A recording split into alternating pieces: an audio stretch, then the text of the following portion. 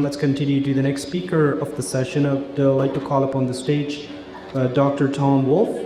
Tom is a spray specialist based in Saskatoon. He grew up on a farm in Manitoba and studied agriculture at the University of Manitoba and the Ohio State University. Tom has over 36 years of experience in spray technology, including work on spray drift, coverage, efficacy, and sprayers cleanup. With Jason DeBeau, Tom posts and writes for the world's #1 sprayer website, which is Sprayers 101. So without delay, I'd like to call him on the stage and begin with his conversation. Thank you, Tom. Thanks.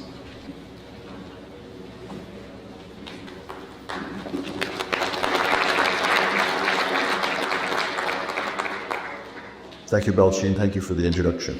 Thanks everyone for coming this morning. We're going to talk about drones. First of all, a word of appreciation for Marcus. Marcus and I have worked together for years on drones. We're both, I think, curious people. And he's the first guy I call when I have new research results. So we're sharing and we're learning together. And the news isn't always fantastic, but I think it's going to, eventually we'll get a picture of what the drone situation actually is. So, I want to start actually with a story. It's a story that I was reminded of a short while ago. About 10 years ago, I went to an engineering meeting where a speaker came to the meeting to report on a study where his team had measured the infrastructure deficit in Canada. So what that basically means is, what is the shape of our roads and bridges and underground and your assets, and what will it cost to pass those on to the next generation in half decent shape? That's basically what the question was. I don't remember what the answer was, what the infrastructure deficit was, but it was probably tens of trillions. I would be surprised. Most countries are, that's a tradition. And then he said something really interesting. And he said, I can solve this problem for you right now. And we all just got quiet, sat up straight and listened. And he said, lower your standards. Right. And I'm reminded of the story because I always want to evaluate a new technology on the basis of, are things getting better? Or are they not? That is really the question we should always ask. Are we moving in the right direction? Are we doing a better job? And better isn't always better efficacy. There could certainly be many other assessments, but ask the question, ask yourself the question. So the interesting thing about, first of all, I also want to acknowledge Jason DeVoe, my partner in Spurs101.com. Jason and I have taken on basically studying drones and as part of our new research priorities. And a lot of what I'm going to show you is Jason's work. Most of it we do together, but some of it is his. This is one such example. So this was a spray application of fungicide onto corn in Ontario for tar spot. And you might be able to see that when this helicopter passes over the corn, and I'll play this one more time, that you'll see that the corn is not actually moving. The downwash from that rotor has been diluted by its forward travel speed, which is possibly somewhere in the neighborhood of 60 to 80 miles per hour. Okay. Now, if that machine was hovering, you had it foul off. So this is a drone flying over corn, and you can see Marcus already showed it, significant downwash. This is one of the most interesting aspects of drones. It is both a positive and a negative. Here's an XAG P100 Pro, which we flew in Ontario as part of our studies a year ago.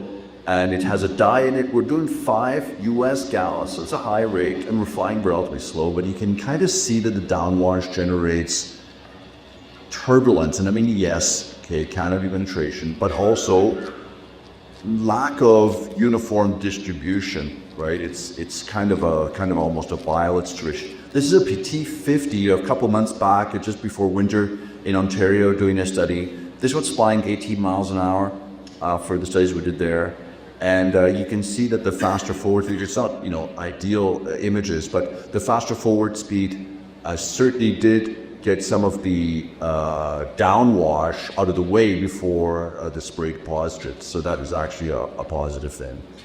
The hurdles that I've identified for spraying with the drone are as follows. I think there are productivity hurdles, and by that I mean we better fill those things fast because our mission is only 5 minutes long. Okay, so if we spend 5 minutes down, we're not going to be productive. Water volume, spray quality, and deposit deformity though is what I'll really focus on. But first of all, if we're going to get a drone, we're probably going to want to invest in a tendering system as well. We're going to want to do a battery swap and fill in 1 minute or less. Okay, in 1 minute or less. So it's a new kind of hurry, right? Because we will empty that tank in 5 minutes, and we may be ferrying from wherever the tank was empty to this station, and that may take another minute or two. So you do have to accommodate. You're losing time, so it's absolutely essential. Derek Friesen shared this with me yesterday. So this is a dash concept for a tender trailer. It folds out into a 4-drone platform. I think a beautiful system, air conditioned. Control center is an option on that thing as well. So we'll see a whole new investment that may be justified if we're going to be spraying with drones, so we can do it efficiently. The water volume hurdle is very significant. So drones will be applying less water. They'll be applying 2 to 3 gallons. And the smaller volume means what we must use is smaller droplets. Otherwise, we're not going to get the coverage. Our advice is to aim for 80 droplets per square centimeter. That is kind of a benchmark that was given to us in the industry by Syngenta when they developed the water sensitive paper we now all use. And that's a pretty high standard, but that's sort of what they say is the minimum deposit density. You're not going to get there with very large droplets if you're only using 20 or 20 or 30 liters per hectare, 2 or 3 gallons per acre.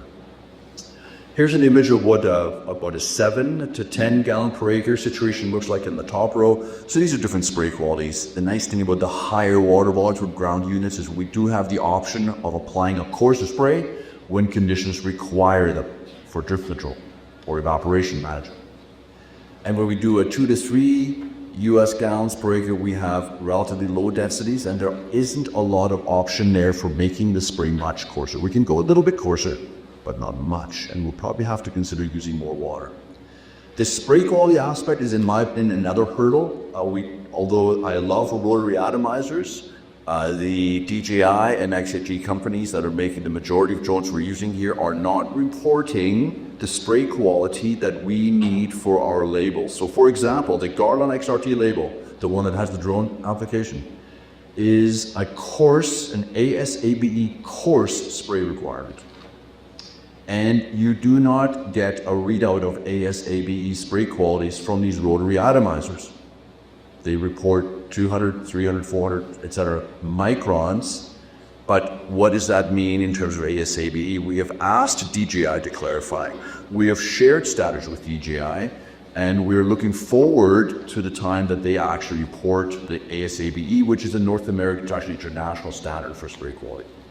Okay, so we need to know if we want to be compliant with the label and it says to use a medium spray, we want to make sure that we're actually doing that because there's a reason for that, and it's drift related. Okay, so the rotary atomizers though are quite good. This is a T50 atomizer, has a shroud over top, so that's a relatively fine atomization. The only downside of that atomizer that I can see is when you go extremely coarse or 500 microns on that unit, it doesn't get that coarse. It's not quite as coarse as you think it is, so that's a bit of a downside. Swath width. So Mark just started on this, and this is key. If you have a 120-foot boom on your pole, on your self-propelled sprayer, how wide is your swath? 120 feet. Okay, every time. If you buy a T50, how wide is your swath? You don't know until you measure it. Okay, it will say so, but conditions change, and Mark's already highlighted the variables. It's a page full of variables. So it is an absolutely essential part of calibrating a drone that you know how wide your swath is. If you think your swath is wider than it actually is, when do you find out that it's narrower than you thought it was? In 2 weeks. 2 weeks, too late. You should calibrate your drone under the conditions you intend to fly it, which means wind and crop conditions. Droplet size conditions, flying height, payload, all those things matter, okay? And you should repeat this measurement to understand how variable it is. So this is something we did in SIPCO. This is already 2 falls ago. No, I guess not. It's October 23 when we did this. This is a P100 Pro, and we're doing 3, can you see this, the white lines? Those are swath swaths. So we set up 3 in a row, and we measure them. We measure all of them. And even though it passes over these 3 in quick succession, they're remarkably different from each other, right? The swath width changes in a few seconds because of changing wind, because the small droppers are quite prone to it. This is us doing a patternation study in Blenheim, Ontario, and the pilot in this case is Adrian Rivard. Adrian is the pilot that does most of the international drift trials. He flies them on. So we set up a swath, and Mark has already showed some of these with these orange blocks, the paper blocks or wood block with a face cut at about a 45 or 30 degree angle, whatever. And we use a weather station. We fly into a wind. Always, when we do a swath calibration, we fly into a slight headwind. Why? Because if we took a side wind, we wouldn't have enough distance because it will move off to the side, and we would have to have much, much wider samplers. We just haven't got the resources. Okay? So we fly into a headwind. This is standard practice in aerial calibration of aircraft, helicopters, and drones, so that we have a manageable swath width with a definable deposition pattern. Okay? So we have a weather vane. This is Jason. That's Adrian. He's flying a T10, it's small, so we do all kinds of heights at travel speeds. This is a particularly slow one that I videotaped here. So we obviously fly much faster than this, but we'll fly over the array, and as soon as, it's very important to continue flying, because the downwash and the swath deposit may not deposit right away, not all of it, and you want to continue straight before you veer off or stop spraying, because that will eventually deposit on those samplers. We then look at the samplers and see what we got. So this happened to be an AIXR nozzle. This was a coarse spray, and we got what I think is a good causing, frankly. And then we just keep walking along the edge and look at, when does it start to peter out? When is the deposit, in this case, unacceptably sparse? And we expect, all right, this is where the swath edge will likely be or nearby it, and we'll have to overlap there. Okay. And we use a simple scanner. This is anyone can download this. It's called Snapcard. It's made in Australia. And it basically takes a picture of your water-sensitive paper. You drag some handles over it, and it gives you a coverage number. And then we use that coverage number to do an assessment. Another way that's a quicker, more efficient way is called the Swath Gobbler. We bought a couple of these units, and this is made in the US. This is Jason just rolling out in his track. Receipt paper, we buy Staples. We buy boxes of the stuff. And then we put a blue dye into the spray drone, and it flies over this track. And then we basically go out, as soon as he makes the pass, we usually run out excitedly and look at where the swath, what it looks like. And it immediately shows up. The receipt paper has quite a high spread factor, so you will see more spreading than you would on water sensitive paper. Sometimes a large drop will spread quite large and it'll obscure other droplets. But we look at that, and then we'll actually, so this is me, close your eyes, maybe you might get dizzy, but I'm just walking, that's the edge, let's keep going. Okay, it's getting a little better, let's keep going. And we're just gonna keep going until we're getting to the middle of the spray swath. This is a 30 liter per hectare application. Are you dizzy yet? You can see the different direction the droplets are landing on. Getting quite dense, it's good deposit. I'm getting dizzy watching this. And then eventually it gets sparse again. So we'll look in the middle, and then we'll look at where it's about 50% of that. And then we define that as kind of the edge. That's where we have to overlap again. Okay. So it's a bit of a judgment call. Notice the large drops here. So there's a T50. I can't look at this. So I'll keep going. And then this is Michael Reinke. Michael is a Michigan State University prof, and he does orchard air blast stuff, but he comes down, or up, I guess, from Michigan when we do these trials, and he proudly showed off his latest invention, the electric drill. And Jason and I are on our hands and knees rolling this thing up manually. There's Jason in the background. He then goes off to the side and has a coffee and watches us. He's an academic. Doesn't know how to work. Too smart. Anyways, we love Michael. He's been very generous with us. And then Jason, this is his office, and he has the scanner. So he unravels these rolls, which is rolled up into a big roll, and he unravels them, we mark them, and he scans them. And we get, these results here. I want to just give you a benchmark. This is work we did with ground sprayer. This is done by the Canola Council funded this project. Now, this was not with a Swath gobbler, but these are the deposits we got from a 4045, a ULD 11004, that's extremely coarse spray at 60 psi. 15 miles per hour, 35 inches off the ground. What do you think it looked like? We paid $1 million for the sprayer. Why? So that we could get a completely horizontal flat line, because we want to do 10 gallons per acre everywhere, right? Because that's what we have to do. So here's our 100% of average, plus or minus 15%, which is our standard of tolerance. We say, well, we'll accept a 15% up or down. Why? Because we know we won't be this good. That's rep 1. Okay. And you notice there's a wind from the left. You notice it's just been displaced a little bit to the right. Okay, that happens. The next pass will cover that. If the wind's the same. This is rep 1. That's rep 2. Notice that the wheel tracks are the low points here, 16 and 20 years. That's rep 3. Honestly, I don't remember in this case whether we separate those reps just by distance and did a single pass, where these were 3 subsequent passes. We do both sometimes, and in this case I've forgotten that, but there's variability in spraying. Part of it is driven by the equipment that we have. We now add this variable. This is University of Dayton, Ohio. Kyle Butch shared this video with us. The downwash from a drone is variable depending on where on the drone it is. So you have the middle of the rotor blade or the edge of the rotor blade. You get all kinds of different vortices that form, and when this video stops, you'll see these little vortex. Well, it didn't stop where I thought it would, but you see these little vortex rolls that are quite variable. And this is a drone swath. It's just one of many. And I didn't choose a particularly good or bad one. We measure on the Swath gobbler both deposit density, droplets per square centimeter, and also coverage, percent area covered. We've decided that the deposit density is a better variable. It's more sensitive on the edges. You may notice this is count, so you see actually a better display here of the feathering out of the swath.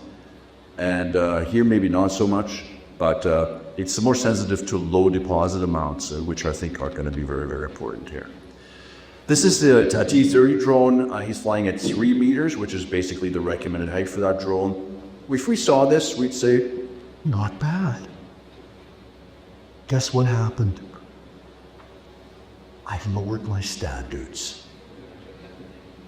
That's what happened. And I'm not saying it's not good enough. I'm just saying I've come to expect this. And in the big scheme of things, it's not bad. If I fly this drone lower to prevent drift, I could bimodal. Okay, we just don't have enough space now between the drone and the ground for that spray swath to actually distribute itself. It's distributed, it's wide by the downwash, has to release the pressure. So we have to fly higher than this. This is our summary of conclusions from doing T10s, T30s, T40s, T50s, and next at G100 pros. Fly too low, bimodal. Fly with a tailwind? No. Fly into a headwind, just turn around, liner. Okay. Fly with a finer spray or a lower volume, wider yet. So productivity, you're incentivized to do low water volumes and fine droplets, because that's how you get the wide swath. not a secret in the aerial business either, the piloted manned aircraft. Side wind, everything changes. So we calibrate with a headwind and we apply in a side wind. So now we have a distortion of the pattern, a feathering out downwind, and we have to apply a swath offset. Okay, so normal practice in the aerial business. And we have to, of course, be cognizant of the fact that even though we have downwash, we also drift. So this is the reality. Patternation, this is a screenshot I took of an old guide, USDA guide, and I'm a certified calibrator of aircraft. I took the course. But we basically have three scenarios here. The first one is basically what we would call a ground application scenario. We have a square pattern. So the edge of the boom, edge of the swath, it's straight down, it ends. And if you overlap, it's the serious consequence, you double up. The typical aircraft pattern is more trapezoidal. So flat on top, sort of sloped edges, and you want to overlap those sloped edges 50%, and then you get a uniform pattern. And if you overlap too much, the consequence isn't as severe. And very commonly on drones, we will see a triangular pattern. We've already seen those, and overlap is critical, but an error in the overlap is not as serious. Okay. So here's what Marcus already had showed earlier. This is just work that we had done, Jason and I. So this is we're using water-sensitive paper deposits, and we measured the coverage on that, and then this is what it looked like. So what do we do with this? What is the swath width on this? Okay. So what we'll do is we'll put three of them side by side, and we'll use a slider that Marcus already showed on our piece of software. It's just an Excel sheet. It's downloadable from spirit101.com. You would just kind of, look at some parameters. So this is a 3.5 meter swath width, and when we put them all together, it looks like this. The blue line is sort of where we want to be. So a little too high. We go to 5.5 meters, and now it looks like that. We have peaks and valleys, so it's too variable. And then we have the medium is 4.5 meters, and we have a bit of over application, but not so much under application, and we consider that to be probably as good as it's going to get. That's our swath width. That's where we enter into the drone wind division. If we enter 8 meters, we're probably going to have gaps. Okay. This is rep 1 of the work we did this fall in Simcoe. This is a T50, flying 18 miles an hour, 3 meters high standard, 250 microns, so standard droplet size, everything standard. Rep 1, this is what it looked like. That's a good pattern, people. I was super happy with this one. Rep 2, same day. Oh, so that's rep 1. So I just wrote trapezoid here, so what do we see? We see a 3 to... What is that? About 3 to about 9, so that's about a 6.5 meter swath, roughly. This is rep 2, same day, same site, same everything. So that's about 5 to 12, that's a 7 meter swath, similar. Let's shift it to the right. This is rep 3, what happened? So that's about a 6 to 11, that's a 5 meter swath. Everything else is the same, people. This is done on the same afternoon. We did not fly sequentially. We did not fly 3 reps. I remember this because we had a treatment list, went through all the treatments, and then we repeated all the treatments for rep 2. Then we repeated all the treatments for rep 3, so there was maybe an hour, 2 hours difference between rep 1 and 3. Okay, that's how long it's going to take you to spray your quarters. Okay.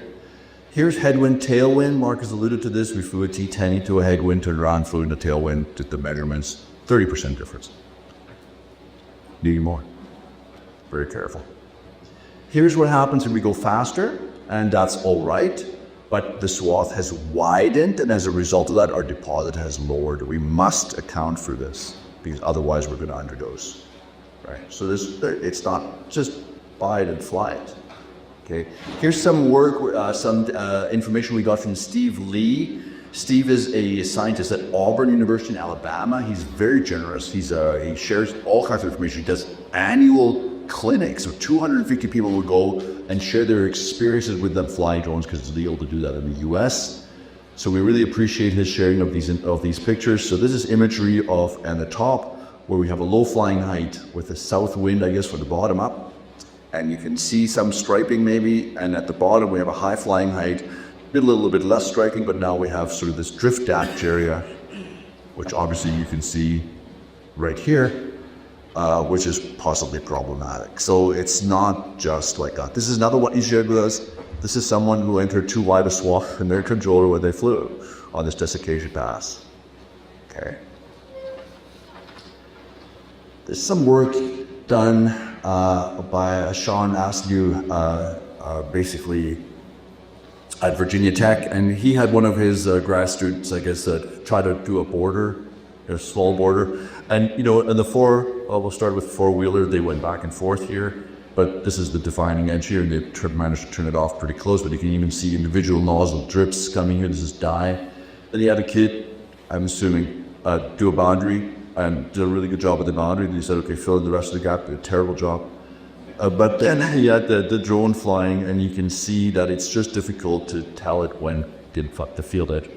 You could turn it off there, but it's got 3 meters to travel yet, so that's going to be it's going to be very, very difficult to be very precise on edge, right? Especially downwind, very, very accurate. Canopy penetration, I think it's one of the strong points. I think there's lots of reasons to like this. Certainly tar-spotted corn, which is a big deal in the east. Certainly any of our diseases in tall canopies, I think, very important. And we do like this feature, so there's lots of videos of this. It is not showing up quite as strongly as we thought. So this is in the soybean canopy. We've got the bars to the right for the ground application are the top of the canopy, and then this is new bottom of the canopy, about 2/3 the way in, 1/3 in, 2/3 in. You can see, as normal, there's significant reduction in deposit, but it occurs even with the drone at 503 gallons, and the proportional amount that goes into deeper than canopy was not actually increased to the degree that we expected. So we will see about that. There's more work that needs to be done here, obviously. Another thing is that when we do patternation work, we usually do it on bare ground. Standard, it could be turf, could be parking lot, could be whatever we have. But we actually will spray weeds. So Jason took it upon himself to do this on bare ground, and then also in a wheat canopy, a soybean canopy, and a corn canopy. And that's what you found.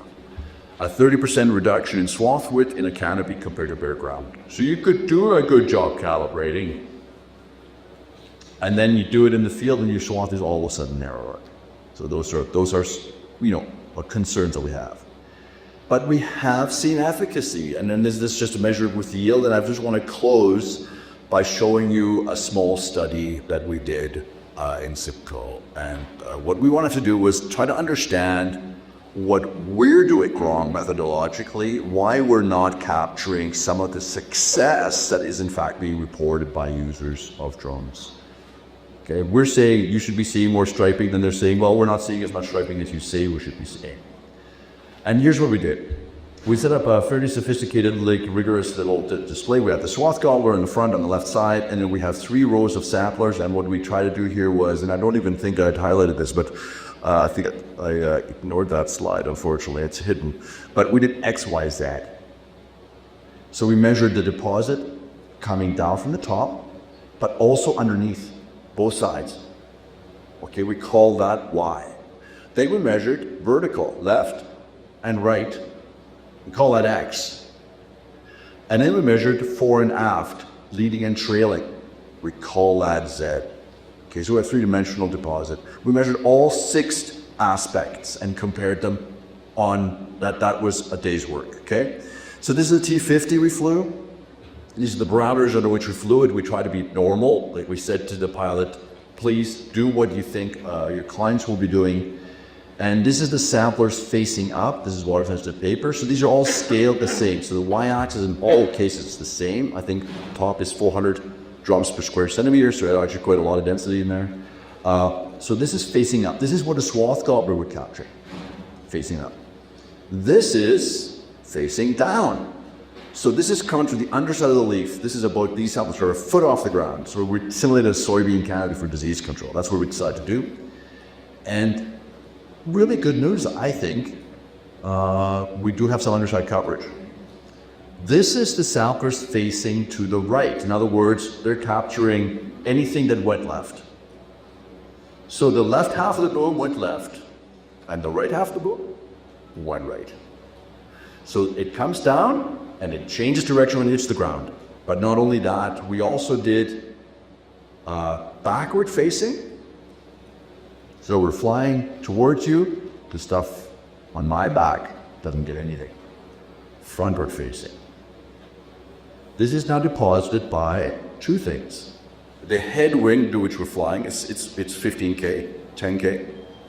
And the prop downwash, because the drone is actually tilted forward to go 18 miles an hour, it also blows air in that same direction. This is the one that's counter. Okay. So if we average all of them, this is what that pattern looked like. And I dare say, I'm good with it. Okay, that's a darn good pattern. So we said, all right, let's quickly have a look at the swath width here. And this is just a guess. It's just a trapezoid, we drew it. But that swath width is going to be 10 meters, maybe more. That's a DJI swath width. Thank you, 5 pins. This is the sound we're facing up, which we would have done if we just placed the sounders on the ground. And that swath width is between 3 and 11, 8 meters, 20%. Okay. So we have not done a good enough job of measuring the deposit potential of the drones. It's more sophisticated than we think. Here is the vectors we drew. So we are now hovering with the drone above, looking down onto the target. The drone is flying forward. So we're watching the drone from above, and it is flying underneath us.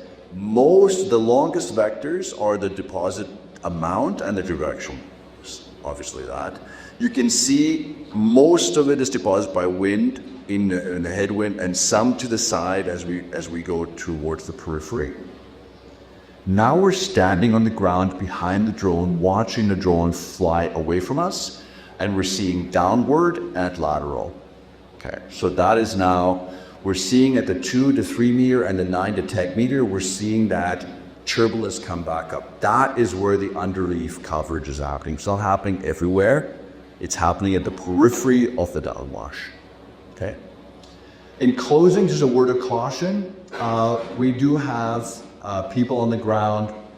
You know, I would say the PMRA enforcement compliance, they are understaffed, so they're not going to be able to visit you, unfortunately.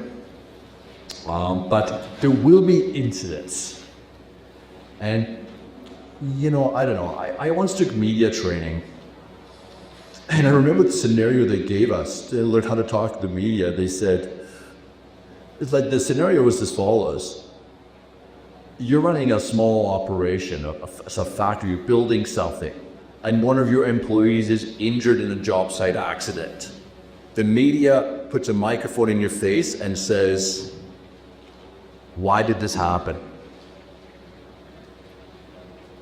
And they might ask you, did that person get safety trained? Did you have all the safety measures in place? Etc., etc., etc. Those are the kinds of questions you're going to get if you have a drift incident. I investigate those. So let's be sure that our conscience is clear. Okay. This is a drift issue. This is edible beans in Huron County. This is maturing up here on the top right and far, and is obviously delayed maturity elsewhere. That field was sprayed by a T30 glyphosate in the spring. Drone drift. I wrote a 2-page letter of opinion on this. And the next page is settled out of court. Because it was 150% illegal and the drone operator's fault. And we don't want that. Okay, so let's be very careful. All right, what's the situation? Spray drones are available and affordably. You can buy them for $37,000 here today. If you buy them today and you want to fly them this afternoon, they're that easy to fly. Yes, you'll fly. We will be needing to spray at least 2 to 3 gallons. The more the better. We just give ourselves some latitude, but if you spray a 30-foot swath on a half-mile quarter section, anything more than 2 gallons per acre, you're not going to make it back. right? The tank's going to be empty. So that's certainly a productivity consideration. I believe the Swath patterns, I hope I made my case, are our biggest hurdle. The best thing we can do is measure them and learn. And I do think, and this is anything to do with iCartus, discipline and good practice at all times. So thank you very much.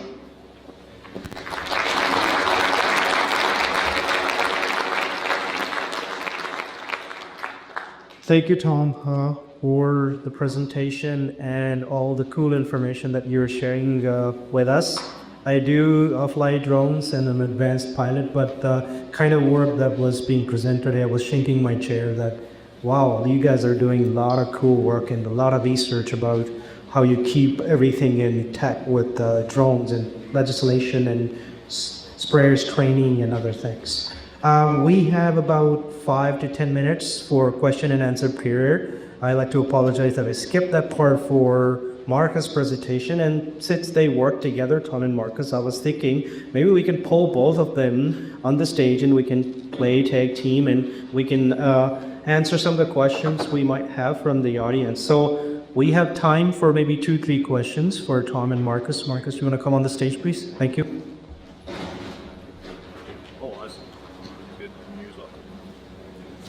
What would prevent you from being able to use a drone that would be double the size? Like get up to 500 gallons. Let's say you get a drone with 500 gallons. What would prevent, well, I mean, right now you can't buy them, is the reason. But there will be, Mark's already mentioned the T100 or the T70. The T70 is not much bigger, but the T100 is bigger, 70-liter capacity, so that's a step which is going to see bigger drones. The Guardian drone. I met the company last week, 2 weeks ago actually, in the States, and they are building a drone that has 100-liter capacity. It has a front-mounted boom, it flies very fast. It does not deposit the spray in the wake of a downflow. It has a clean, so it's in clean air, and it does a 30-foot boom right now. So it's agricultural nozzles and agricultural volumes or ground volumes. That could be a way of addressing the concerns we have with turbulence. But that drone is a couple of years out. They're building it right now. And there's 2 other barriers to going that big that fast. One is regulatory. As much as Transport Canada has been facilitating the increasing size to go to several times that large, they're going to have some issues with those in their airspace. The other is we probably will need a new fuel source for the drone itself. And the second you go away from electric motors and batteries, you need a lot more mechanics, and a lot more mechanics means a lot more maintenance, because you'll have to change the pitch of the rotor as the main reason, rather than changing the speed of the motor. Awesome. Any other question?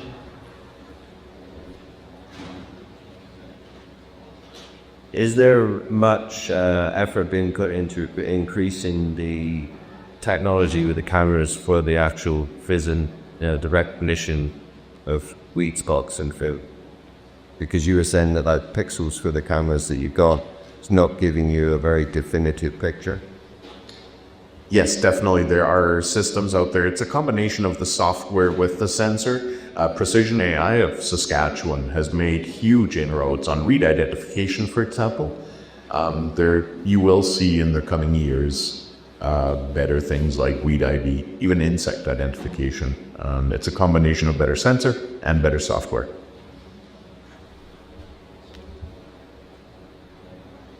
Are these drone, these rotors, are they like a ceiling fan? Somebody said, same idea, and they really last long. The rotors? The material itself is plastic in most cases. Some are carbon fiber reinforced and different types of composites as well. But it is, Jason DeVoe likes calling it an air blast sprayer turned sideways. So, the ones that they use to blow through apple orchard canopies, well, this is essentially turning them sideways. So yes, there is a lot of air flowing from them, like a fan. They last long. Do they last long? It's a wear item. Propellers will wear. The second you put it down in anything, that where it makes contact with them, they're spinning it up to 1500 RPM at 53 inches long. There's a lot of centrifugal motion there, so you don't want to be touching shrubs. Most users in their first year will be shredding some repellers. Thankfully, that's all that will hopefully happen, but they shred fairly easily. When it comes to the issue of swath width, do you feel with the centrifugal nozzles they can get to a point where you can get an acceptable, swath width, or do you feel manufacturers need to get a boom on these drones? I can't say that with any certainty. I think right now, the turbulence that's generated by the crops is going to be difficult to overcome by any atomization system. It's just simply, a drone flies at ground speed, and of course when wind gusts come up or side winds, the drone compensates by changing the rotational velocity of one or two or more rotors. And so that will change the flow field, and that will introduce that variability. That's one of the reasons we see these variations, right, along even a short distance. And I don't see a way around that except to forego the benefit of the downwash and in fact spatially separate the spray from that downwash. That's the guardian principle. I don't know, can we do that with a T50 or a T100? Can we fly maybe faster and get them separated that way? Is that an idea? Yeah, flying faster does make the deposition more even, but there's a tipping point too. When you go slower, you're getting more dwell time and getting more downdraft. Doing away with the downdraft is a big downside as well. If people want the quick opinion, my quick opinion is do not use them for herbicide right now. Do use them for fungicide and desiccant, of course, once it's legal, or brush control on pasture, because in those instances, A, the not trampling of crop is a big benefit, and B, the downdraft is a big benefit. So doing away with the downdraft in order to get more uniform deposition may not be the best thing either.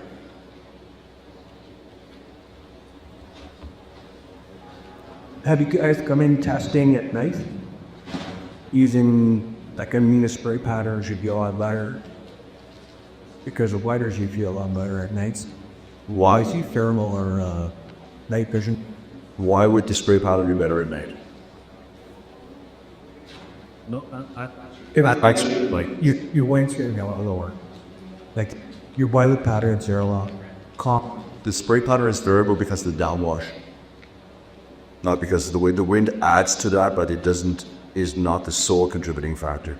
We do not want to spray at night. Can someone answer me why we don't want to spray at night? You all know, inversion, thank you very much. So 1 year ago, I was in Williston, North Dakota, and guess who was in the audience that gave a talk? It was the purveyor of the Endon Mesonet, the best Mesonet in North America, North Dakota. I asked this question: can your observations of the Mesonet, daily observations of the Mesonet, can you tell me the proportion of time that we have a temperature inversion in North Dakota? And he said 100% of the nights in North Dakota are inverted to some degree. And that, with a fine spray, is a recipe for disaster.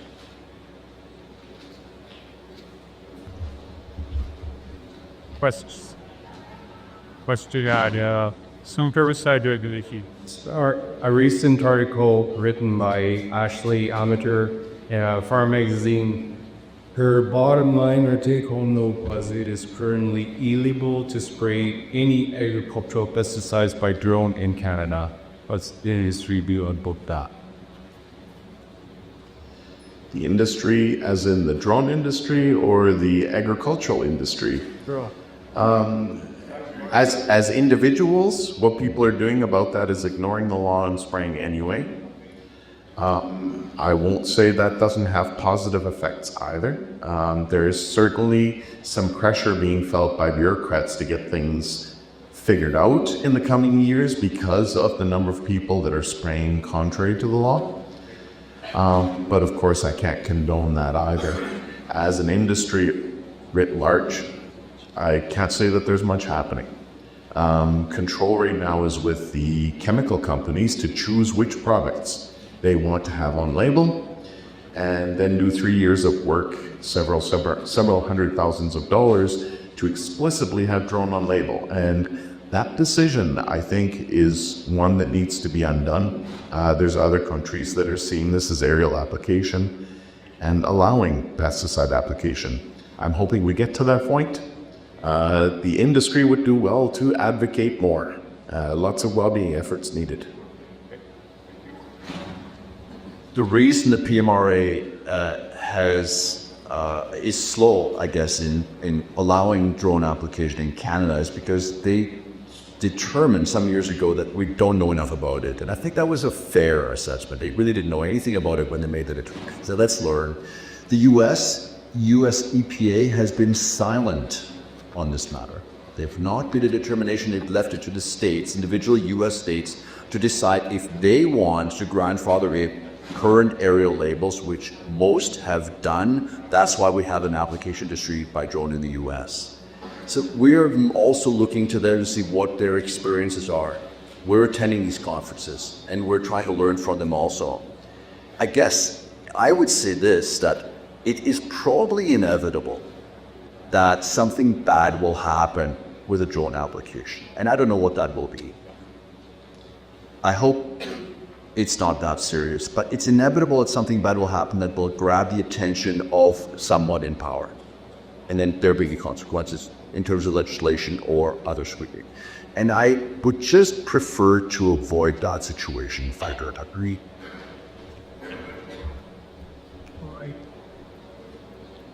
All right, thank you, Tom and Marcus, for sharing your knowledge and experience in this era with us. And I hope you guys are sticking around for tomorrow. And if there are more questions from the audience, we'll be able to share with you. With this, we're closing this and inviting the next speaker on the podium. Please give me a big round of applause for Tom and